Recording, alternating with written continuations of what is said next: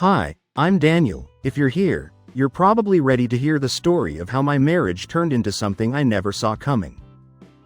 But to explain how it all fell apart, I need to take you back to the beginning, back when everything felt perfect.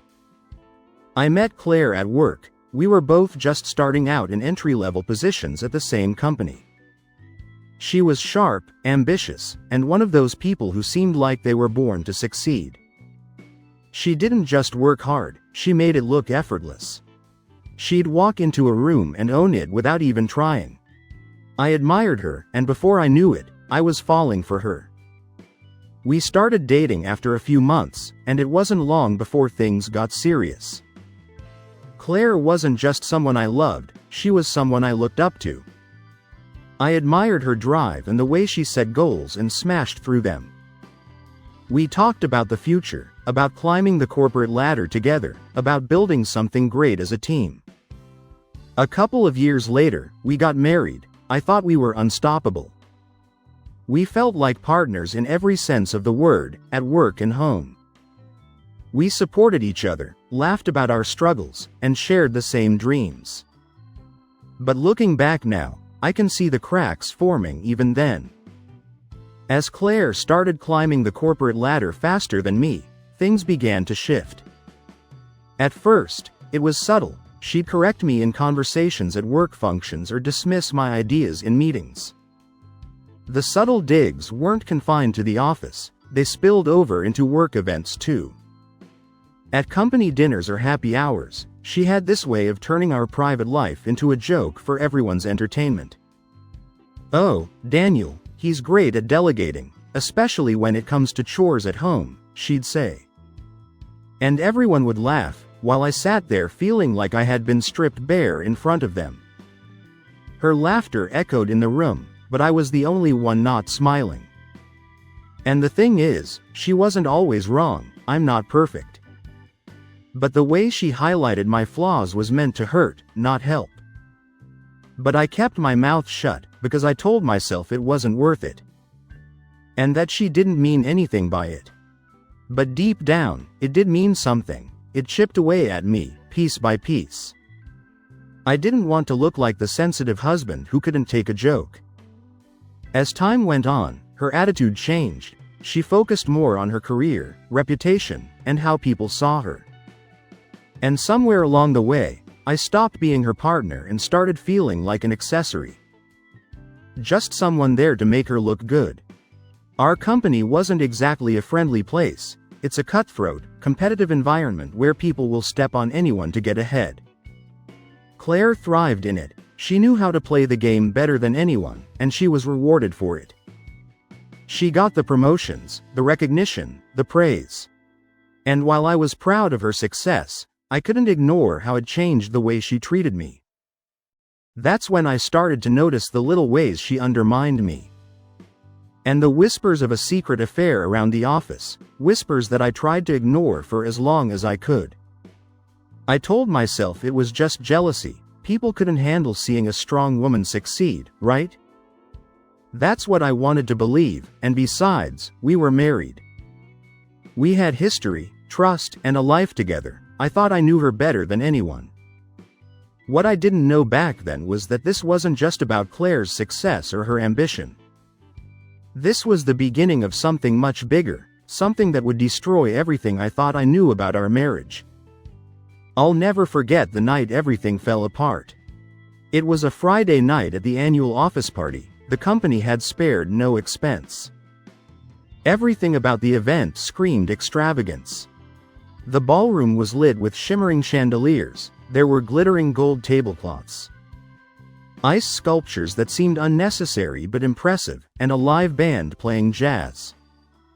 People mingled in expensive suits and dresses, holding glasses of champagne like it was liquid gold. I remember feeling proud of Claire when we first walked in. She looked stunning in her dark green dress. And I couldn't help but notice how heads turned as she passed.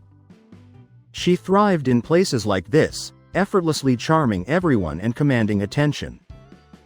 I was okay being in her shadow most of the time. It's who she was, or so I thought. The evening was going smoothly enough at first, we made our rounds, shaking hands and making small talk. I stood by her side, offering polite smiles and chiming in when appropriate. It's what I usually did at these things, play the supportive husband. That night, though, I started noticing something that didn't sit right with me. Claire seemed a little too comfortable with certain people, especially one man. He was a top executive in the company, a tall, confident guy. Let's call him Matt. I'd heard rumors about Matt before, the kind of office gossip you brush off because you don't want to believe it could involve your wife. But the way Claire laughed at his jokes, leaned in a little too close when he spoke, it stirred something uneasy in me. I decided to keep an eye on him. Then it happened, the band started playing a slow, jazzy number, and I saw Matt make his move.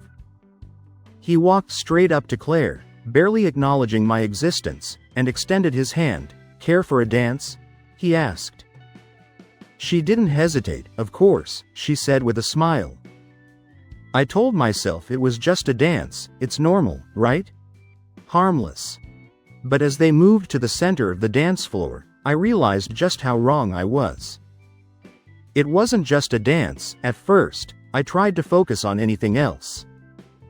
But my eyes kept drifting back to them, the way Matt's hand rested a little too low on her back. The way she laughed, tilting her head just enough for him to lean closer. It wasn't playful or polite, it was intimate.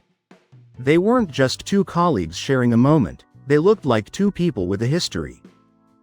A connection I wasn't yet aware of. I watched as they moved in sync, their bodies too close for comfort.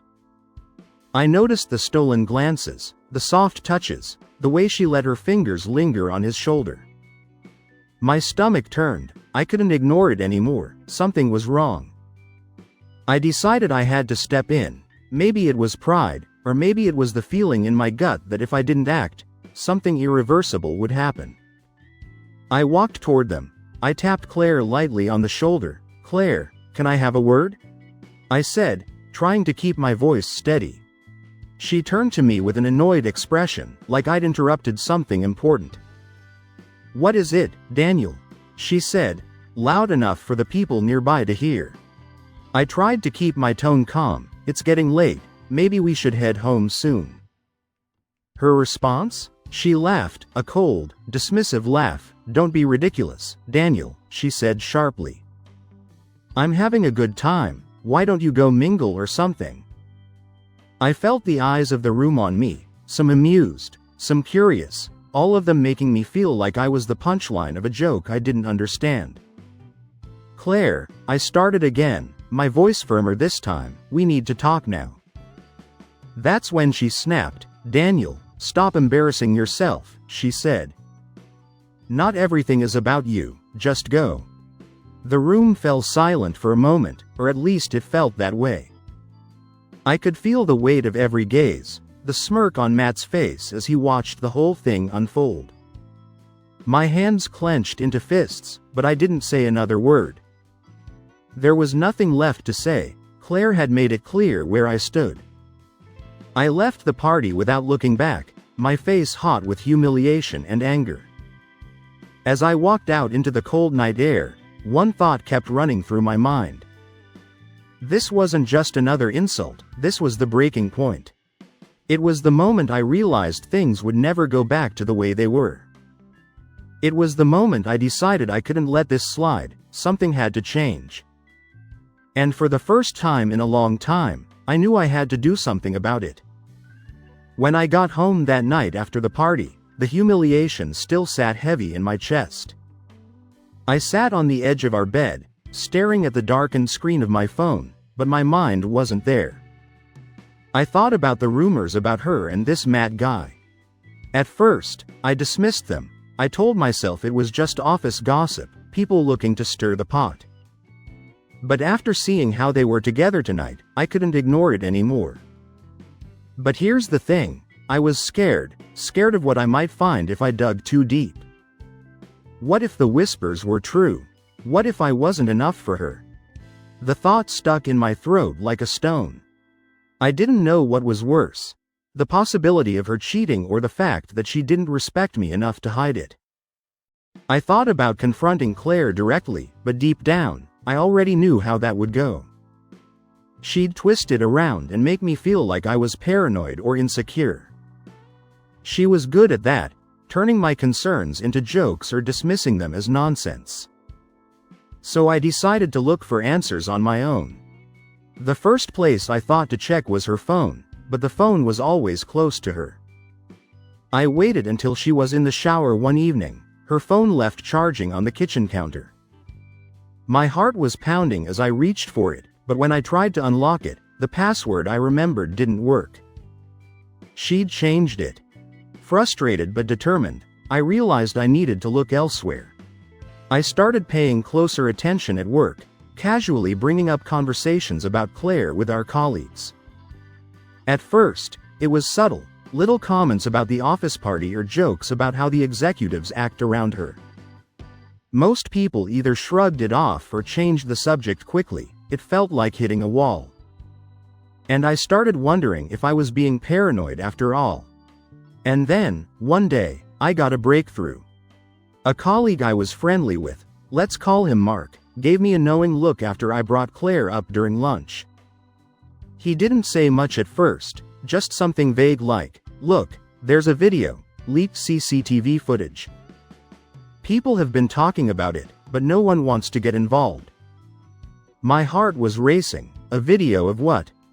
Mark sighed, lowering his voice. "Claire and you know who, late at night in the office. Let's just say it's not professional." I felt like the floor had dropped out from under me, but I couldn't let Mark see how much it hit me. I forced myself to stay calm and to keep asking questions. Eventually, after some persistence, he agreed to share the video with me. Later that day, Mark forwarded me the footage. I sat in my car in the office parking lot, my hands trembling as I opened it.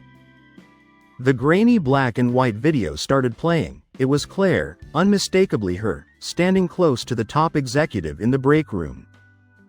At first, it looked innocent enough, just two people talking. But then he stepped closer, and she didn't back away. Instead, she leaned in. The rest of the video was a blur. His hand brushed her arm, her laughing at something he said. The way they stood so close you couldn't fit a sheet of paper between them, and then they kissed. Once I had that video, I knew I had the upper hand, but I wasn't going to stop there. I reached out to a divorce lawyer, explaining the situation in detail. They told me to be patient and to keep gathering more evidence, especially anything that could show a pattern of her behavior. So I started documenting everything. Every time she insulted me, every time she came home late without a real explanation. Every time she dismissed me in public, I wrote it all down and, if possible, captured it on camera or recording. At the same time, I decided to take things a step further. I sent an anonymous tip to HR about the affair. I made sure to include specific details that only someone who knew the truth would know. Like the date and time of the incident in the footage. I also sent a similar tip to senior management, just to make sure the information reached the right people. I knew this would trigger an investigation, and I wanted her to feel the walls closing in on her. Now, let me be clear, the company didn't have a problem with workplace relationships in general. After all, Claire and I had gotten married while working there. But they had a very strict policy against romantic relationships happening on the premises. And what Claire and her lover were doing wasn't just unprofessional, it was against the rules. I knew the company would take this seriously if they had enough proof. It wasn't easy keeping all of this to myself. There were moments when I wanted to throw the evidence in her face, to scream at her for what she had done. But I kept reminding myself that patience was my weapon. I didn't want a messy confrontation, I wanted a clean, calculated victory. You know, I thought the hardest part of this whole mess would be gathering the evidence. Piecing together the lies and proving what I already knew deep down. But it turned out the fallout was far more satisfying than I ever expected. Once I sent that anonymous tip about Claire and the executive to HR, things moved faster than I imagined. At first, I thought they might sweep it under the rug. These were powerful people we were talking about. But I guess the evidence was too damning to ignore. Word got out quickly that an investigation had been launched, and it didn't take long for whispers to turn into full-blown office gossip. People started noticing the little things. How Claire and the executive would disappear together during lunch breaks. Or exchange those knowing glances in meetings. Suddenly, everyone had a story to share, and the floodgates opened. The company took the allegations seriously. Claire and her lover were both put on suspension while the investigation unfolded.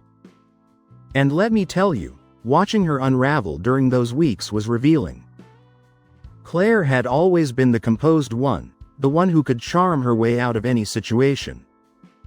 But now, the cracks were showing. She looked stressed, her smile strained, her confidence shaken. At home, she didn't say much. I remember sitting across from her at the dinner table one night, watching her pick at her food. For the first time in years, she looked small, desperate, powerless. And in a twisted way, I felt like I was finally seeing the real her, without the armor she wore so convincingly in public. It wasn't long before the investigation reached its conclusion. The company fired both Claire and the executive on the same day. The announcement was cold and impersonal, just an email sent out to staff. But the message was clear. They were done, their reputations ruined. The corporate world is small, and word travels fast. Both of them were blacklisted almost immediately. No one wanted to hire a liability, let alone two people caught in such a scandal. Claire tried to act like it didn't bother her, but I could see the fear in her eyes. She had built her entire identity around her career, and now it was gone, just like that. And the best part? She didn't know I was the one who pulled the strings. But I wasn't done yet. While Claire was scrambling to figure out her next move, I was preparing mine.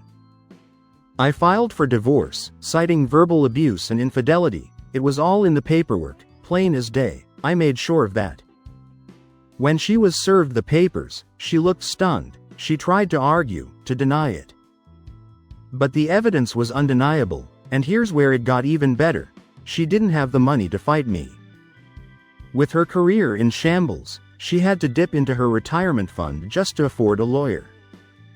I can't lie, there was a certain satisfaction in watching her struggle.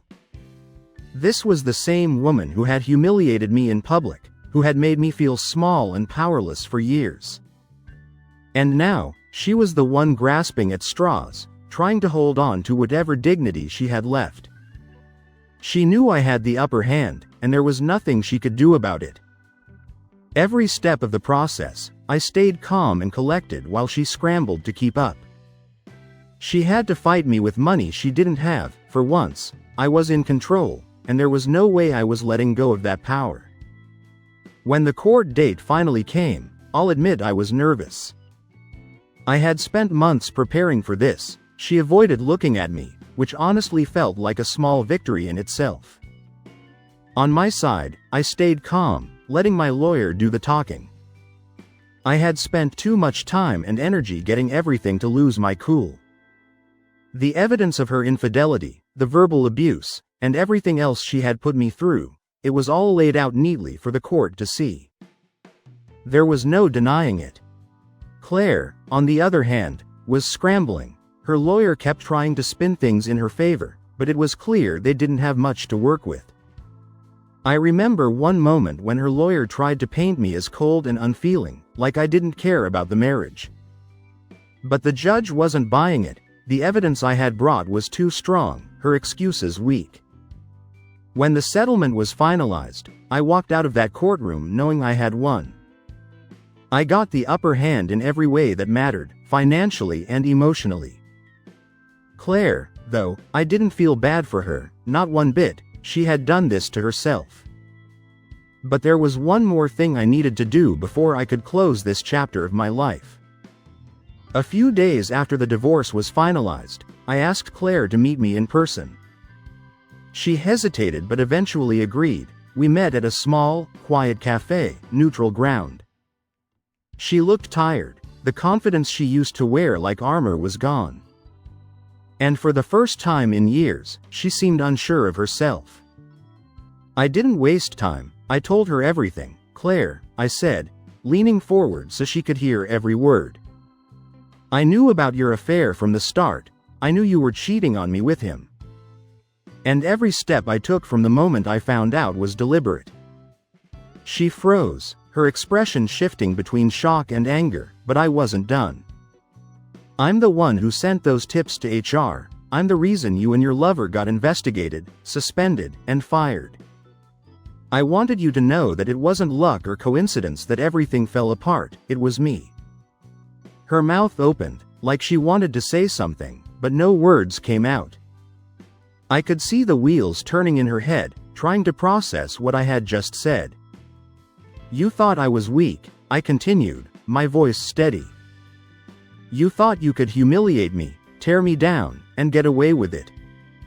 But I played the long game, and guess what, Claire? I beat you. I beat you at your own game." For a moment, she just sat there, staring at me, like she couldn't believe what she was hearing. Then, without a word, she stood up and walked out of the cafe. I watched her leave. She had always thought I was too soft, too passive, too weak to fight back. But she was wrong. I wasn't weak, I was patient, and patience, as it turns out, was exactly what I needed to bring her down. That said, revenge comes with a cost. I won't sit here and pretend it didn't take a toll on me. The months of digging, watching her lies unravel, and knowing my marriage was built on betrayal, it left scars. Even after I won, after the divorce was finalized and she was fired, there was still this emptiness. Because no matter how much she hurt me, there was a part of me that loved her once. And letting that go wasn't easy. But you know, if I learned anything from this, it's that you can't let anyone, not even the person you love, make you forget your worth. If you see the signs, if you feel like someone is tearing you down instead of building you up, don't ignore it. You owe it to yourself to stand up, even if it's hard. And for the love of everything, don't let fear stop you from facing the truth. It's better to face it and deal with the pain than to live in denial. Now I'll turn this over to you. What do you think? Was I right to take the long, calculated route, or should I have confronted her the moment I knew something was wrong? And what would you have done if you were in my shoes? Let me know in the comments. I'd really like to hear your thoughts. Thanks for listening to my story.